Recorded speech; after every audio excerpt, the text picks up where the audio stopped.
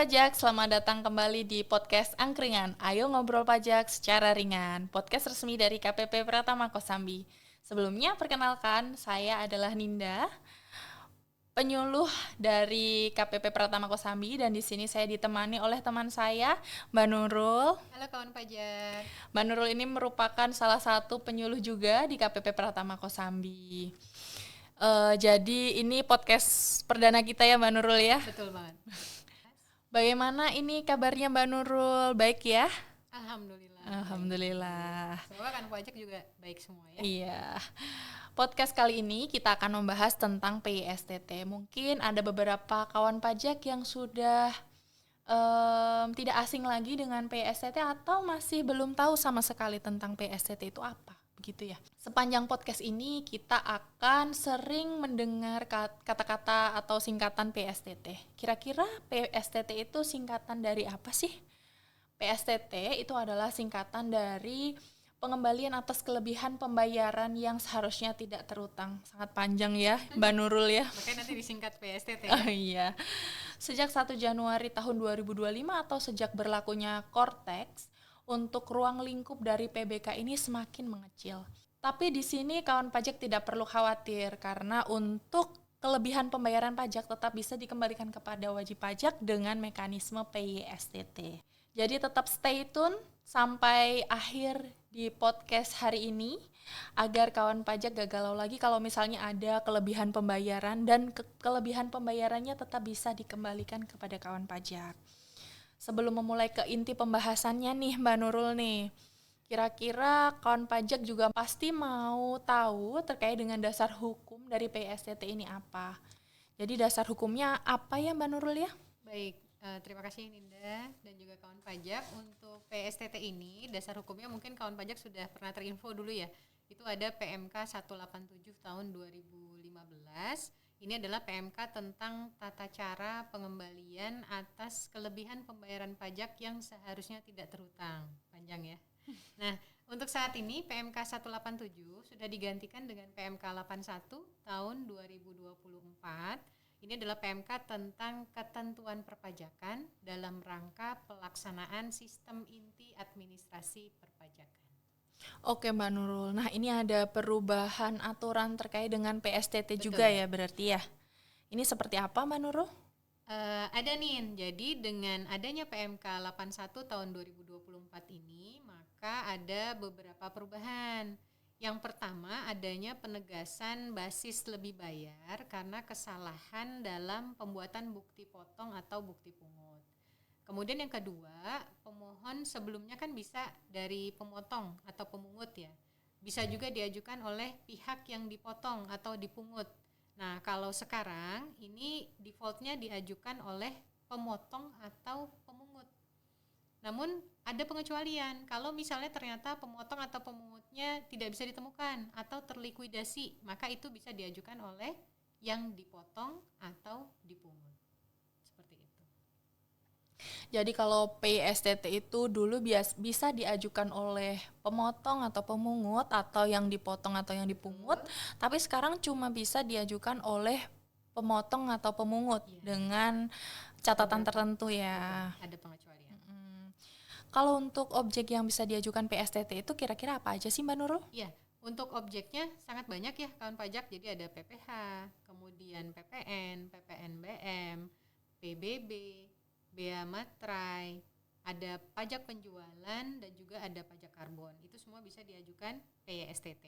Nah, selain jenis-jenis pajak ini, untuk pembayaran deposit pajak yang tidak digunakan untuk pembayaran pajak yang terhutang, maka bisa juga diajukan PISTT. Oke, cakupannya cukup luas ya. Betul. Ternyata ya Mbak Nurul ya.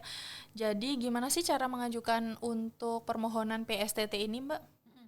Jadi kawan pajak ada beberapa cara yang bisa dilakukan untuk pengajuan PISTT ini. Yang paling gampang nih Nin, sekarang kan semuanya udah serba online ya. Jadi kawan pajak bisa mengajukan PISTT secara online melalui portal wajib pajak. Nah, tapi untuk kawan pajak yang mungkin rasanya belum familiar gitu ya dengan tampilan Cortex, maka kawan pajak bisa datang ke KPP atau ke KP2KP untuk nanti dibantu mensubmit permohonannya. Berikutnya kalau misalnya kawan pajak nggak mau datang, nggak bisa online juga, kawan pajak bisa mengirimkan ke kantor pos gitu ya, atau jasa ekspedisi. Nah, yang harus diingat oleh kawan pajak ketika mengirimkan via pos, maka kawan pajak pastikan tujuan suratnya adalah tempat KPP kawan pajak terdaftar. Seperti itu. Jadi harus ke KPP terdaftar ya Mbak Nurul Iya, ya. betul. Kalau di portal wajib pajak, di situ ada 5 alasan yang bisa dikabulkan ya Mbak Betul, Nurul ya. ada 5 menu ya. Drop down-nya ada 5. Iya betul.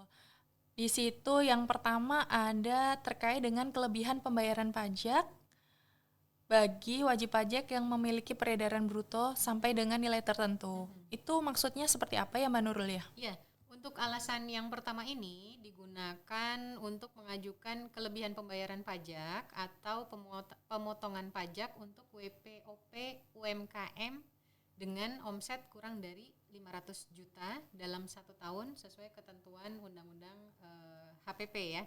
Nah, syarat pengajuannya adalah WP UMKM tadi harus sudah melaporkan SPT tahunan OP-nya gitu. Jadi yang pertama diingat harus sudah lapor dulu SPT tahunannya.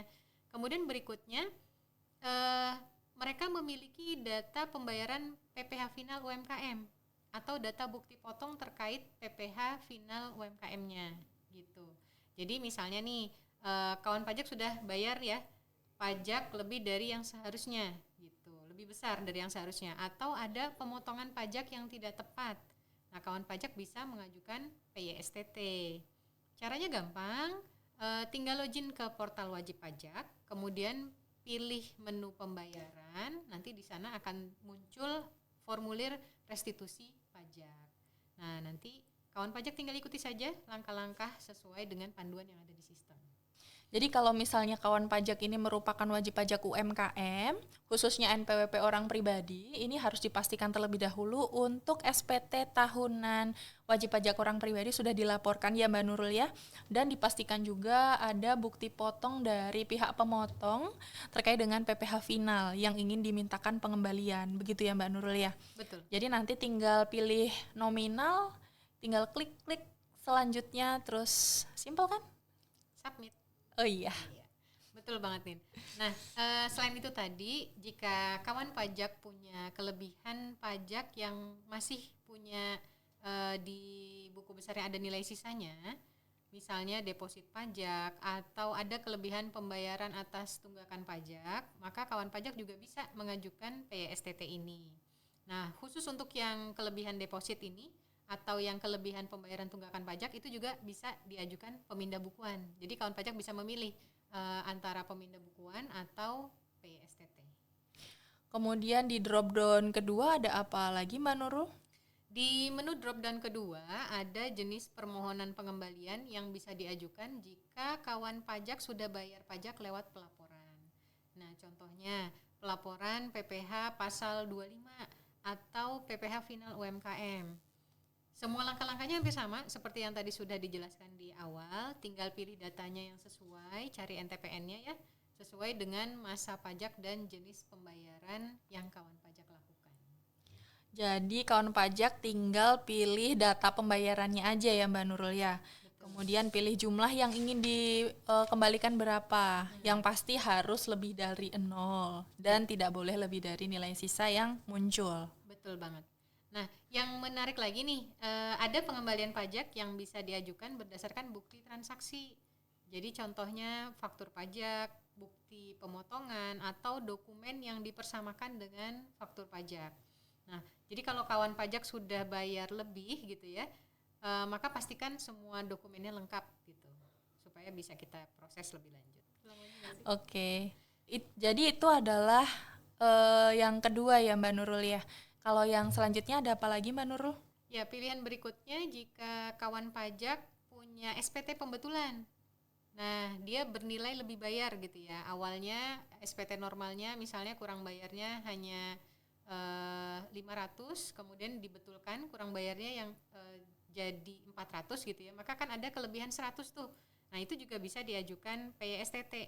Caranya juga hampir sama, tinggal pilih saja datanya di data SPT tadi di NTPN-nya, kemudian masukkan nominal pengembalian yang kawan pajak mau sesuai dengan SPT-nya ya pastinya. Kemudian yang terakhir ada apa lagi Mbak Nurul?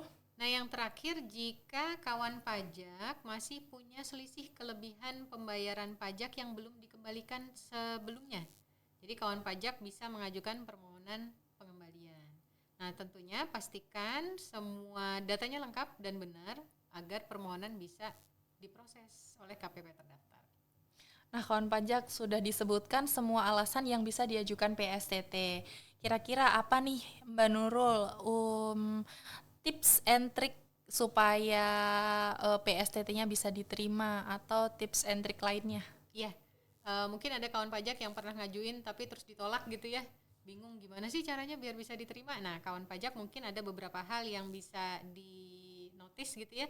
Yang pertama adalah pastikan kawan pajak mengupload lampiran-lampiran yang diperlukan. Jadi kita butuh perhitungan pajak yang seharusnya tidak terhutang. Kemudian dilampirkan juga surat kuasa khusus ya jika memang permohonannya diajukan oleh kuasa wajib pajak. Nah, yang berikutnya pastikan wajib pajak sudah mengupdate data rekening nih. Karena kan untuk PSTT ini kita akan kembalikan ke rekening, beda dengan PBK. Ada satu lagi kawan pajak yaitu adalah harus menyertakan alasan juga. Ya, betul. Alasan juga kita lihat. Jadi agar permohonannya diterima, di sini pastikan agar semua data yang disampaikan itu benar dan lengkap ya, Mbak Nurul ya. Betul. Terus kalau misalnya mengajukan PSTT ini jangka waktu pemrosesannya ini berapa lama Mbak Nurul? Kalau berdasarkan ketentuan ya, PSTT ini maksimal diselesaikan 3 bulan sejak disubmit secara lengkap oleh kawan pajak. Tapi tidak menutup kemungkinan sebelum 3 bulan sudah selesai. Baik kawan pajak, selesai sudah pembahasan kita hari ini terkait dengan permohonan pengembalian atas kelebihan pembayaran pajak yang seharusnya tidak terhutang. Jika kawan pajak masih memiliki pertanyaan terkait dengan PSTT, kawan pajak bisa menanyakannya ke KPP terdekat atau ke KPP terdaftar atau bisa juga ke kontak center Kring Pajak 1500200. Semoga pembahasan hari ini bermanfaat dan kemudian jangan lupa subscribe YouTube channel KPP Pratama Kosambi. Tetap jaga kesehatan dan senyum selalu. Sampai jumpa di podcast KPP Pratama Kosambi berikutnya.